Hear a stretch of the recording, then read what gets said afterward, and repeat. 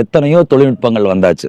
இப்போ நேவிகேஷன் டெக்னாலஜியிலிருந்து robotic technology, AI technology, augmented reality, artificial intelligence, இது போல நிறைய டெக்னாலஜிகள் வந்தாலும் இந்த டெக்னாலஜியோட உச்சபட்ச எய்ம் என்ன, இதனால் கிடைத்த வெற்றி என்ன அப்படின்னு பார்க்குறப்ப எத்தனையோ துறைகள் ஏற்பட்ட வெற்றிகள் அதனுடைய சக்சஸ் அப்படின்னு நம்ம பார்க்குறப்ப ஒரு முன்னேற்றமாக இருக்கும். அந்த தொழில் ஏற்படக்கூடிய முன்னேற்றமாக இருக்கும். அது ஸ்பீடாக பண்ணக்கூடிய தன்மையாக இருக்கும். பொருளாதாரத்தை மேம்படுத்தக்கூடிய தன்மையாக இருக்கும். ஆனால் மருத்துவத்துறையில் ஏற்படக்கூடிய தொழில்நுட்ப வளர்ச்சி அபரிவிதமானது. இந்த தொழில்நுட்ப வளர்ச்சிக்கு ஈக்குவலான்னு சொல்ல முடியாது, அதை விட அதிகமாக மருத்துவத்துறையில் இருக்கு.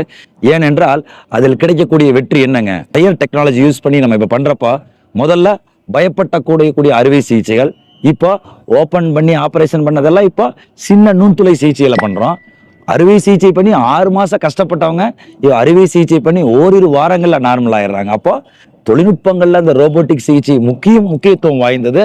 அதிலும் மருத்துவத்துறையில ரொம்ப ரொம்ப முக்கியத்துவம் வாய்ந்தது. ஏன்னா அது அந்த தொழில்நுட்பத்தினால் கிடைக்கக்கூடிய வெற்றி என்னன்னு பார்த்தீங்கன்னா, ஒரு நோயாளியினுடைய உயிர், ஒரு நோயாளியினுடைய வலி நிவாரணம், ஒரு நோயாளியினுடைய நார்மலான வாழ்க்கை, அதாவது பழைய இளமை கால வாழ்க்கையை மீட்டெடுக்க முடிகிறது இந்த தொழில்நுட்பத்தினால.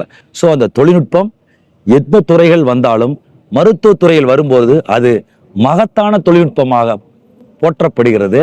அதனால் கிடைக்கக்கூடிய வெற்றி என்னன்னு பார்த்தீங்கன்னா, மக்களின் ஆரோக்கியமும் உயிர் காப்பாற்றப்படுகிறது, ஆரோக்கியம் திரும்ப பெறப்படுகிறது, அவர்களுடைய இளமை காலங்களை மீட்டெடுக்க முடிகிறது. ஸோ தொழில்நுட்ப வளர்ச்சி அப்படி என்கிற பொழுது ரோபோட்டிக் சிகிச்சை, அதிலும் மூட்டு மாற்று சிகிச்சையில இடுப்பு மூட்டு மாற்றுறதாக இருக்கட்டும், முழங்கால் மூட்டு மாற்றுறதாக இருக்கட்டும், முழங்கால் தோள்பட்டை நுண்துளை சிகிச்சைகளாக இருக்கட்டும். ஸோ இதில் ஏகப்பட்ட மாற்றங்கள் ஆகிவிட்டது. ஏன்னா எல்லா மாற்றத்தையும் நம்ம ஃபோனில் யூஸ் பண்ணுறோம், எல்லா ஆப்பையும் அட்வான்ஸாக நம்ம யூஸ் பண்ணுறோம், ஆன்லைனில் நம்ம டிரான்ஸ்ஃபர் பண்ணுறோம், ஆன்லைனில் ஆர்டர் பண்ணுறோம். ஆனால் மருத்துவத்துறைன்னு வர்றப்போ அதை விட அதிகமான டெக்னாலஜி வந்தாலும் அதை ஏற்றுக்கொள்ள மனது ஏனோ கொஞ்சம் ஒரு நிலம் சலனப்படுகிறது. சலனப்படாதீர்கள். ஒரு மருத்துவத்துறையிலும் ஒரு மருத்துவர் உங்களுக்காக இருப்பவர்கள்.